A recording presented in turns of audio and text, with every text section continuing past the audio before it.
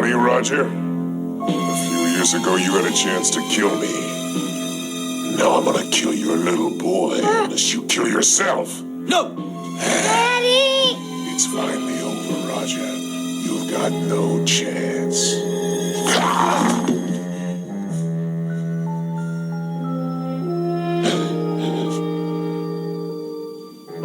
Not afraid of you anymore, Ben.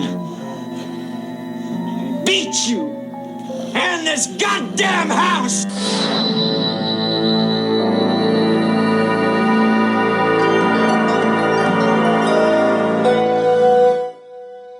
Hi, welcome to Around the World in 80s Movies. My name is Vince Leo. I'm the author of the film review website, Quipster.net.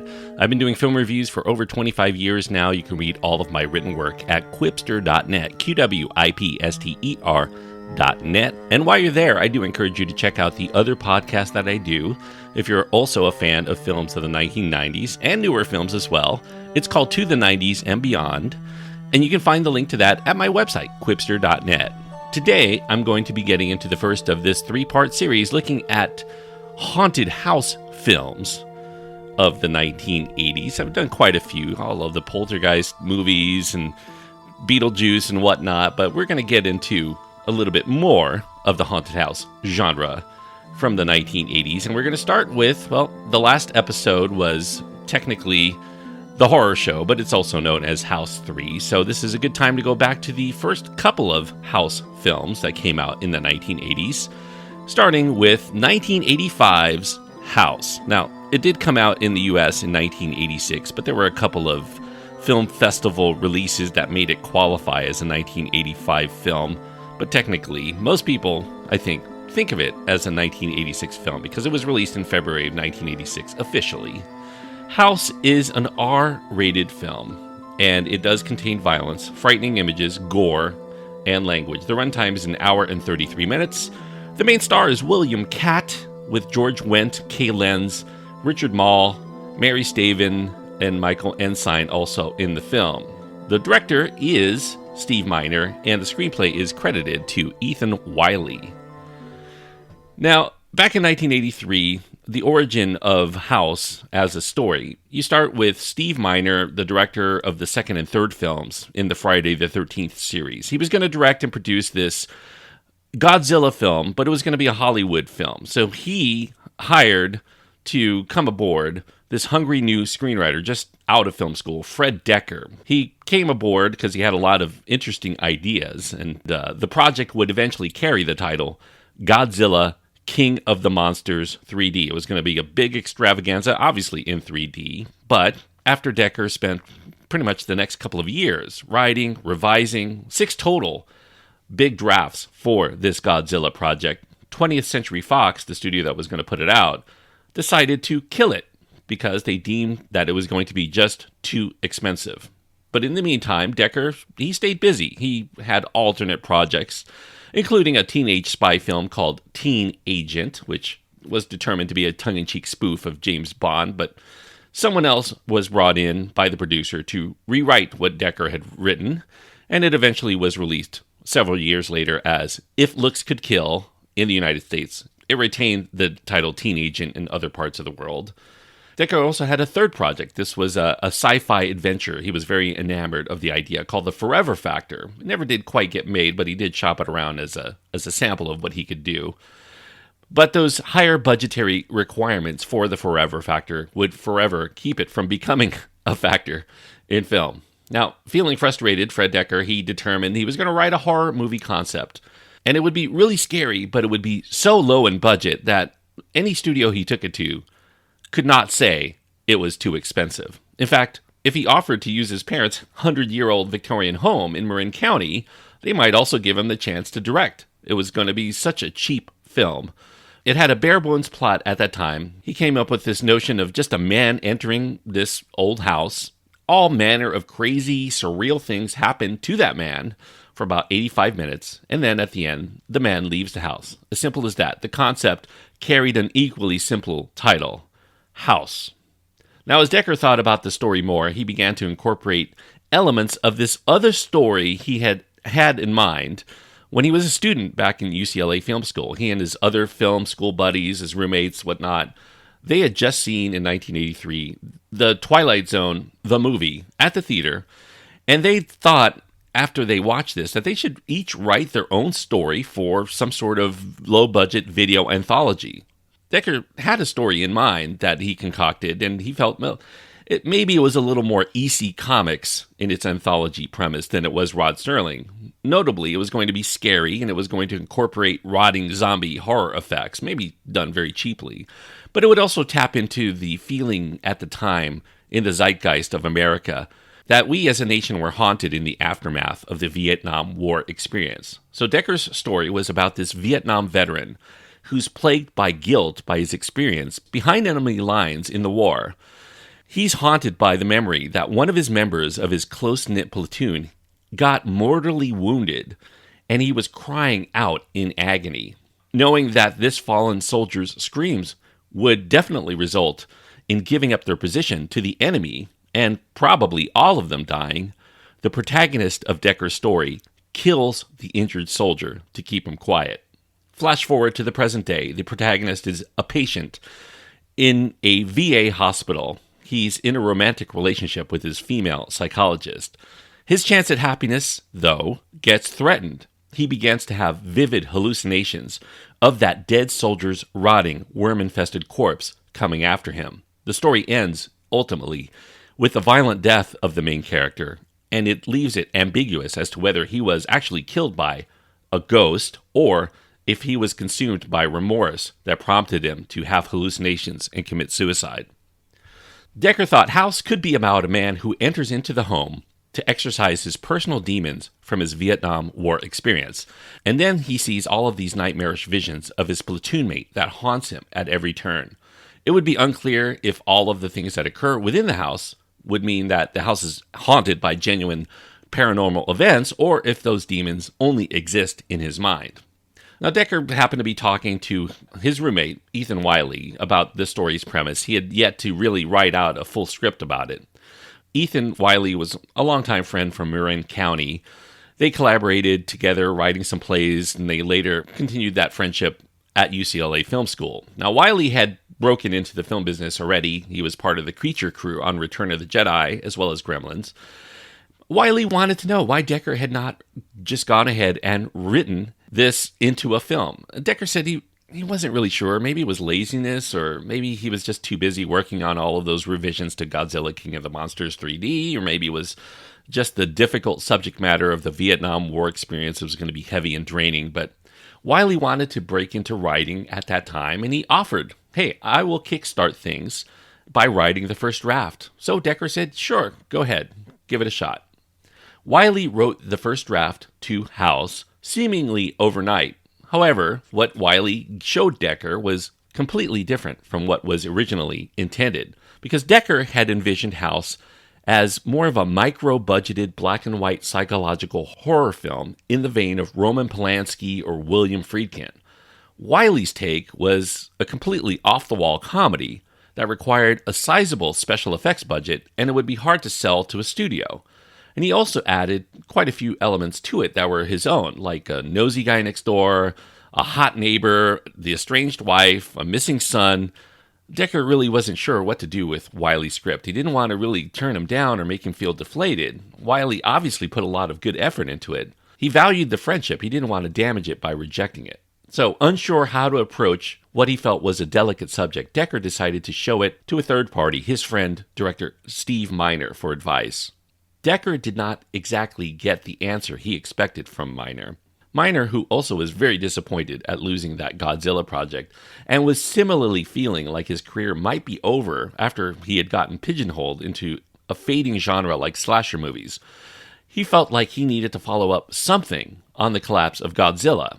So he really liked Wiley's script. Miner said he was going to try to sell it as it was, and he wanted to be the one to direct it as his next feature. So Miner took it immediately to producer Sean S. Cunningham, who had avenues to find financing, and Cunningham also liked that this was going to break the mold of those Friday the 13th films that they'd been doing. And he felt that slasher films, similarly, may have run their course because audiences had grown desensitized to that level of graphic violence. This one was going to be much different. It was going to go in a completely different direction because it showcased comedy and suspense. In the wake of Ghostbusters, it might actually work. Now, Cunningham shopped it around. 20th Century Fox, they were the ones who scrapped the Godzilla project. They were interested, but they returned a lot of notes on things that they wanted changed, and the changes probably would have made it a completely different film, so they decided to try their luck with other studios. Now, Miner learned a very valuable lesson in shopping it around. Don't count your chickens in Hollywood, because he did receive approval from TriStar's Jeff Sagansky. It was on a Friday. He went out on the Saturday. He bought a car, and then by Monday, Sagansky said, he couldn't actually do the film. Their best offer, New World Entertainment, New World Pictures, approved of the film, but what was important was that they were going to give them carte blanche to make the movie their way, because New World's studio head at the time, he didn't quite understand the tone of what they were really going for, and he left it to them to see it through to completion. New Line really did love the concept. They were skeptical, though, how well a comedic horror film might ultimately fly with the public, which is why they didn't invest too much money into it. And as for Miner, the attempt to break out of the dark horror genre did work, because his next film after House was the broad comedy Soul Man. He won a DGA award for comedy, doing the pilot for the acclaimed dramedy series The Wonder Years in 1988. So this was his avenue out in the end. Now, Wiley's story, based on Decker's idea, it starts with this elderly artist named Elizabeth Hopper. She's found hanged in her home, in her 3-story Victorian house in Marin County, that she always claimed was haunted. Elizabeth's nephew, a famous horror novelist named Roger Cobb, he inherits the house. He grew up there. He decides to move in so that he could have the solitude necessary to write his next book, which was a memoir of his harrowing time as an American soldier in Vietnam. His publisher, as well as his fans, are not really keen on him writing this as his next book. They want him to stick to the horror genre, but he finds that this is something that's really compelling him. He wants to get it down on paper, just to exercise his own personal demons. Cobb has undergone other traumatic experiences in recent memory. His son Jimmy, he disappeared a year ago at that very house he is now inhabiting, and he's presumed dead. The ordeal resulted in a separation from his television soap opera actress wife, Sandy. In the home at night, Roger starts seeing things, unnerving things all around the house. These things include harrowing flashbacks to his Vietnam War days, where he let down a fellow trooper named Big Ben. Ben, when he was captured by the Viet Cong, vowed revenge on Roger for abandoning him to be tortured by them. Meanwhile, the next-door neighbor to the Victorian house, Harold, he's a bit nosy. He keeps coming around. Roger tries to catch these apparitions in the act. Roger's sure that his son must be alive, somewhere still around the house, and that finding him is somehow going to redeem all that has happened in his life if he can just find a way to find his son.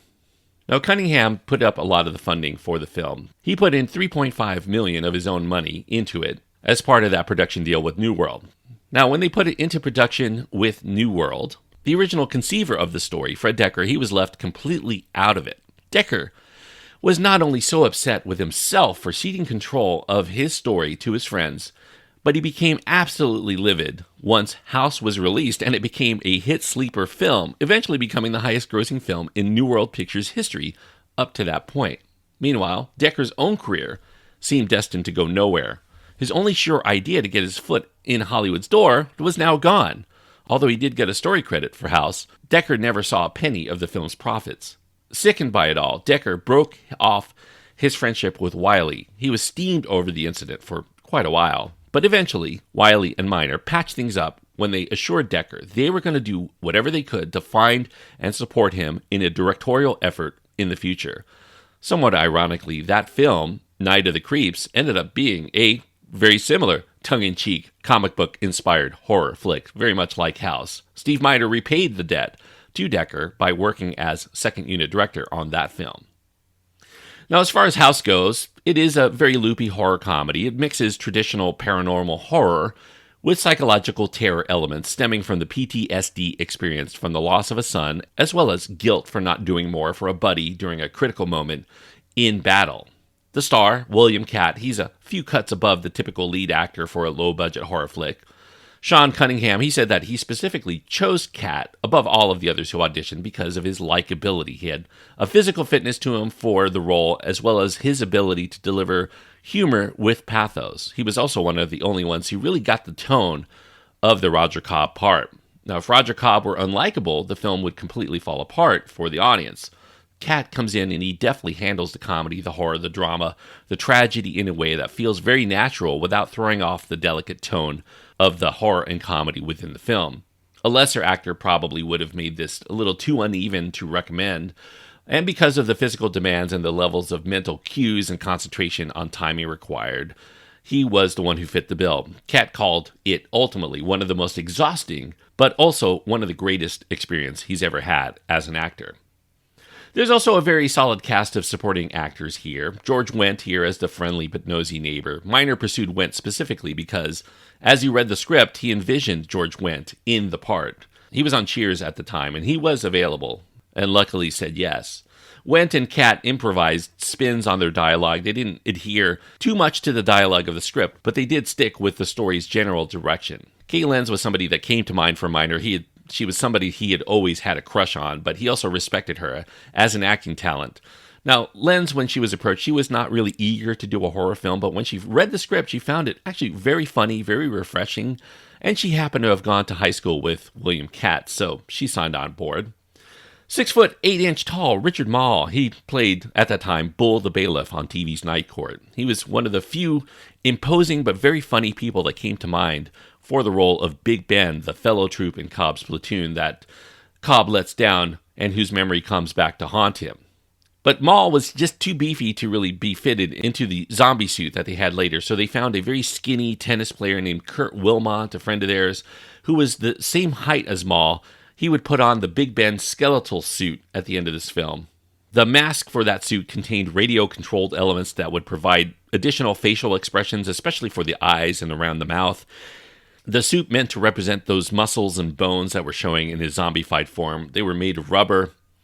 Meanwhile, Maria Stavin, she's the gorgeous neighbor. Stavin was 1978 Miss World contest winner. She also broke through in the James Bond film series, one of the Bond girls.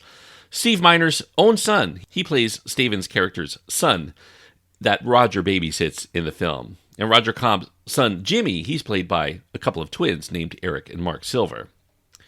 Now, although this is set in Northern California in Marin County, the house is actually a classic Victorian that was built in 1887 by William Monroe in LA County, in the town that was named after Monroe, Monrovia.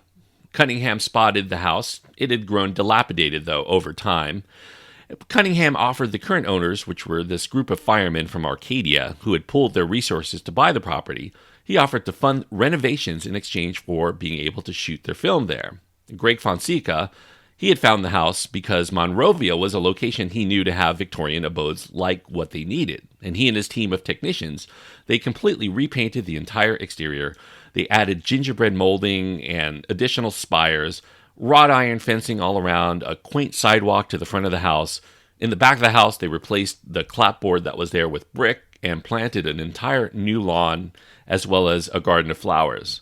The home's interior rooms, they were not there. They were replicated at Renmar Studios, which was the old Desilu Studios.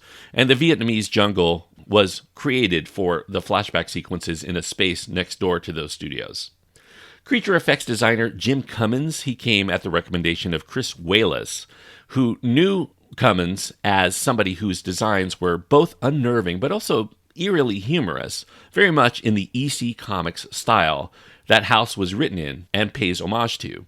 Cunningham and Miner took a look at Cummins' most recent work for this film called Strange Invaders, and they loved it and they hired him for House. Now, Cummins came in, he crafted 7 different monsters, from a war demon that jumps out of the closet, to devilish kids, to a flying bat-like void creature, to a witch, to a stuffed mounted marlin, to the zombified Big Ben. It took a team of 17 creature technicians, about 10 hours a day, 6 days a week, for nearly 4 months to bring all of these monsters from concept to their ultimate life on the screen. All 17 technicians were necessary.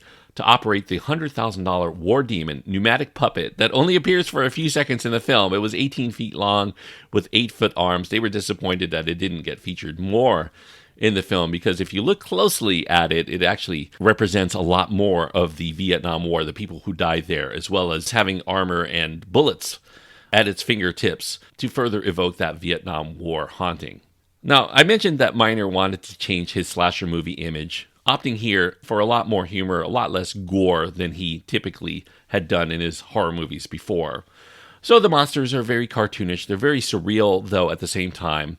And that EC Comics homage meant that these monsters could double either as ghostly manifestations or Roger's hallucinations. Budgetary limitations did require that a lot of the makeup effects had to be done live instead of in post-production. You know, you only had $3.5 million to play with for the entire film, so they had to use puppets, people in full bodysuits, handling a lot of the creature actions live in front of the camera. The Void creature was originally going to be a puppet, but they changed it to a much more mechanical process to have its head and mouth move while its wings flapped, and then they spliced it in with an animated portion using a miniature provided by DreamQuest. As far as the demon kids in the house, they were achieved using a combination of hand puppets that could change to a variety of facial expressions and a small actor with a rubber mask for the full bodies running around. Now, Cunningham's favorite cinematographer, or he would be, Mac Ahlberg, he shoots the horror flick with unusually bright, very mirthful tones befitting of its comedic leanings. It works very well in order to keep the tone light as can be, and also working in concert. Cunningham's go-to composer, Harry Manfredini, he did the score after the original composer they had hired was fired. Now, during test screenings, one of the members of the sound department was growing worried when he heard audience laughter at various points. He was not aware that this film was actually meant to be a comedy while he was working on it, and many others didn't either. And that's what Miner wanted. He wanted everybody to shoot it straight because he wanted the film to be scary and the comedy would come out through the characters and the characterizations above it. Now, that first screening was a rough cut. A lot of the crew who worked on the film was in that audience. That ended up being dead on arrival because the crew did not really know how to take the film. And Miner thought, well, maybe he might be ruined after making a completely lifeless film. So he went back, he re-edited the entire movie, he put in the Manfredini music cues, and then when he played it for a test audience at New Line, it completely worked from the first scene to the last, except for the 2 song covers used in the film. Bob Ramey, the head of New World, he thought those were a little too much, but everything else was fantastic. So much so that he was willing to give Miner the benefit of the doubt and keep those songs in the film. Now, originally, the story element about the boy who goes missing and the Vietnam story did not actually connect, but then they discovered that even though everything had worked for that New World showing, when they actually showed it to real audiences, the ending didn't seem to work as well as they thought it should. So they had to brainstorm on what to do, because in the original ending, Roger Cobb climbs down a rope from his bathroom window. That's still in the film. But at the bottom, he enters into the swimming pool where he lost his son. And his son is there, but so is this monster. And it requires Roger to have to battle and save the boy from the monster. The child actor was so scared of being in the black water and having this monster there, he did not emote as well as they hoped. And the ending did not seem to be as satisfying to the audience. So instead, they decided to change the ending so that when Roger comes up from the pool, instead of finding his son there, he finds himself in Vietnam where his son is a prisoner of war inside a cage, and he finds his way to get him out. Audiences did approve much more of this ending. So now they had the completed film, but although the film, like the house itself, is more quaint than scary, it was given an R rating by the MPAA.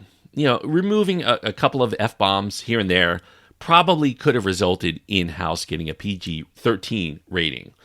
But Sean Cunningham, he actually wanted it to have that R rating. He thought horror movie audiences of the time, they would be uninterested in seeing a PG-13 or less movie. He was counting on that crowd coming out to see it. Even with the R rating, though, the fights are mild.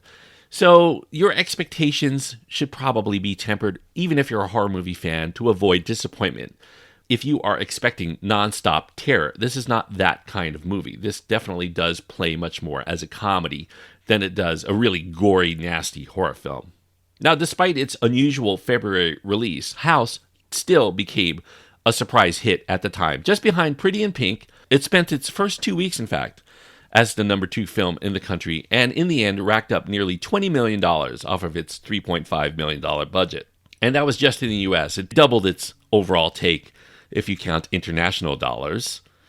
Now, although House is a comical film, there are very serious undertones about overcoming fears we all carry with us. I think that makes it a cut above just being just a silly comedy, horror premise. You know, there's a life lesson here. It's very serious, coming out strong against all of those onuses that weigh so heavily in our minds. We can regain the confidence that we once had, and we can regain the lives we were meant to lead if we can exorcise those demons. The house of the film represents the fears we all harbor with us that emerge in our solitude, often in the middle of the night. And by confronting those fears, we regain our perspective again on where we want to go with the rest of our lives.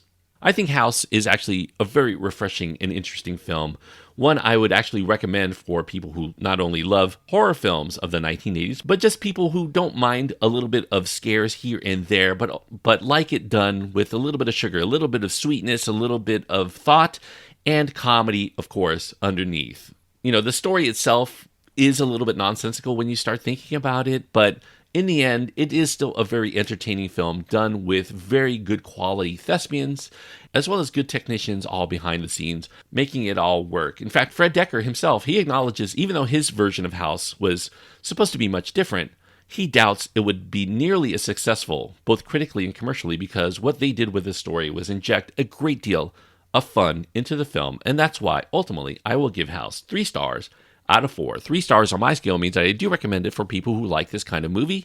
If you like your horror and scares mixed in one, I think House is one of those films, one of those rare films that really gets to deliver respectably both.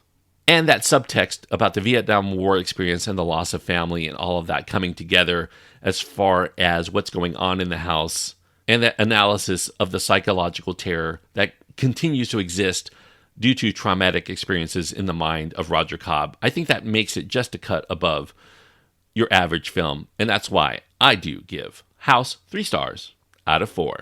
Now, House's success obviously did continue, as with so many horror films, with additional House entries. I covered, obviously, House 3 on the previous episode, even though it's completely unrelated. Also unrelated was House 2, The Second Story, which is the film I'm going to be covering on the next episode. It definitely goes much more into the comedy realm than even this one, but it is directed by the screenwriter of this film, Ethan Wiley, who also co-wrote with Fred Dekker as part of his payback for coming up with the original story. So House 2, The Second Story, from 1987 will be what I cover on the next episode. Bill Maher's in the film. It stars Ari Gross as well. John Ratzenberger, by the way, George Wendt's colleague from Cheers, is in that film as well. So it's a movie I haven't seen in a very long time, and I don't remember a lot of it, so I am definitely looking forward to digging into that for next episode. By the way, related to the first House at least, Shane Black,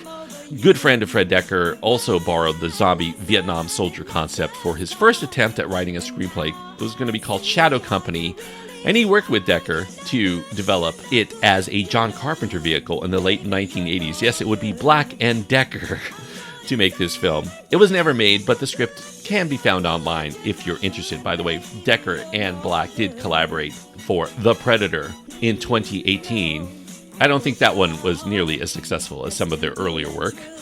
Katt did return as Roger Cobb, by the way, for the direct-to-video entry called House 4. But he's only really in the beginning of the film. He did it as a favor to Sean Cunningham. He filmed this part in about 2 days. But it's the only one of the House sequels that really directly ties into Roger Cobb and his experience from House, even though it contradicts the story in a few notable ways. That is from the 1990s. I will cover it at some point on To the 90s and Beyond, rather than doing it here. And if you're interested, Kay Lenz and William Katt did reunite as a married couple once again in the 2013 comedy called The Secret Lives of Dorks, which has nothing to do with the House films. But if you really like Kay Lenz and William Katt and their work here, and you want to see more of them working together, that does exist in another film. Anyway, that's the look at 1985/1986's House. If you have your own thoughts on House you want to impart to me, You can write to me, and you can find my contact information at my website. That's at quipster.net, QWIPSTER.net. There are also links to my Twitter feed, my Facebook page, and my Instagram that are there, but email is the best way. You can find the link at quipster.net. But even if you don't end up writing to me, you can still listen to the show, and I thank you for your listenership and joining me on this trip around the world in 80s movies.